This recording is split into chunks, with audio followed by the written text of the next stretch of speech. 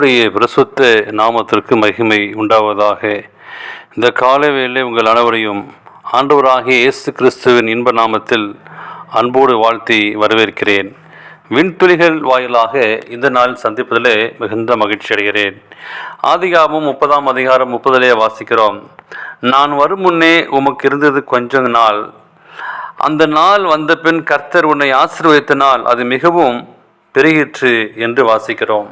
இந்த நாளின் செய்தியின் தலைப்பானது நாம் எப்படி உழைக்கிறோம். நாம் எப்படி உழைக்கிறோம்? லாபத்திற்காகவா அல்லது நஷ்டத்திற்காகவா, சுய ஆதாயத்திற்காகவா?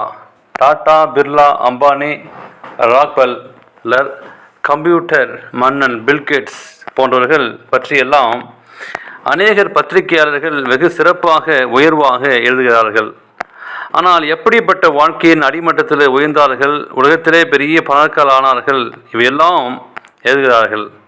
அதற்கு காரணம் அவருடைய உழைப்பு உழைப்பு உழைப்பு ஒன்றே.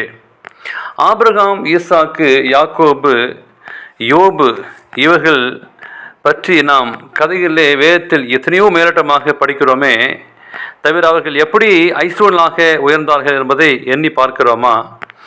யாக்கோபு உடுத்திய துணியோடு தன் தகப்பன் விட்டு கிளம்பியவர், பிழைக்க வழி தேடி சென்றவர்.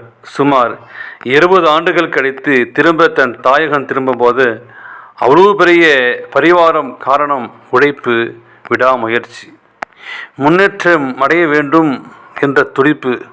ஆனால் ஊதியத்தில் எப்படிப்பட்ட போதும் அவர் நேர்மையையும் ஞானமும் அவரை ஐஸ்வர்யமாக மாற்றியது. இன்று இறைப்பணி செய்யும் தேவ பிள்ளைகளே, உங்கள் உழைப்பு எப்படி உள்ளது? வேலையால் கூலிக்கு பாத்திரன், எவன் இலவசமாய் தண்டில் சேவகம் பண்ணுவான்? பிணையல் அடிக்கும் மாட்டை வாங்க மாட்டாயா என்று கூறப்பட்டுள்ள வேத வசனத்தை இவருக்கு சாதகமாக்கி கொண்டு ஊழியம் செய்கிறீர்களா?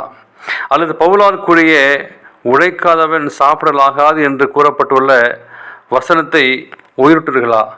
நம்மை நாமே சீர்தூக்கி பார்ப்போம். இப்படி யாராவது இக்காலத்தில் கூறினால் அதை ஏற்றுக்கொள்ளும் மனப்பக்குவம் நம்முடைய இல்லை. அன்று யோவான் சானன் விரியன் பான்பு குட்டிகளை என்று அழைத்தார்.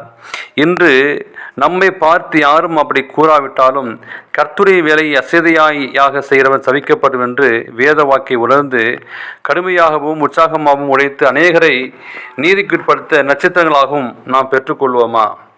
மனுஷருக்கு பிரியமாக இருக்க இருந்தவர்களாக பார்வைக்கு ஊழியம் செய்யாமல் கிறிஸ்துவின் ஊழியக்காரராக மனப்பூர்வமாய் தேவனுடைய சித்தத்தின்படி செய்யுங்கள். மனுஷருக்கு என்று ஊழியம் செய்யாமல் கர்த்தருக்கென்றே நல்மனதோடையே செய்யுங்கள் என்று சொல்லி எபேசியரிலே நாம் வாசிக்கிறோம். எனவே நாம் எப்படி உழைக்கிறோம், எப்படி அந்த ஆசீர்வாதத்தை பெற்றுக்கொள்வோம்? நாம் நன்கு உழைத்தால் நிச்சயமாகவே நல்ல ஆசீர்வாதத்தை நாம் பெற்றுக்கொள்ள தேவன் கிருபை செய்வாராக. ஆமேன்.